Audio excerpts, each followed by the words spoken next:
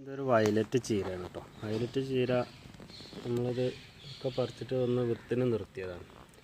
അപ്പോൾ വിത്തിന് നിർത്തിയപ്പോൾ ഉള്ള പ്രശ്നം എന്ന് പറഞ്ഞാൽ ഒക്കെ പുഴുക്കേട് വന്നിട്ടുണ്ട്, നാശമായി. പൂമ്പാറ്റകൾ വന്നിട്ട് ഇതിൽ പിന്നെ ഇതൊരു രോഗമാണ് കേട്ടോ, ഈ ഇലപ്പുള്ളി രോഗം. ഇലപ്പുള്ളി രോഗമുണ്ട്.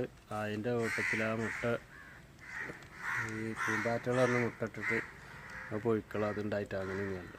പക്ഷേ ഇത് പൂവ് എല്ലാം വന്നിട്ടുണ്ട് കേട്ടോ. നമുക്ക് വിത്തിനുള്ള ഇത് വിത്തിനുള്ളത് നമുക്ക് ഇതിൽ നിന്ന് തന്നെ കിട്ടും. നമ്മുടെ അടിയിലൊക്കെ നല്ല ചെറിയ ശിഖരങ്ങളുണ്ടായതുകൊണ്ട് വിത്തിന് നമുക്ക് വേറെ നോക്കൊന്നും വേണ്ട. ഈ ഒരു ചെടി തന്നെ ധാരാളമായി കാരണം.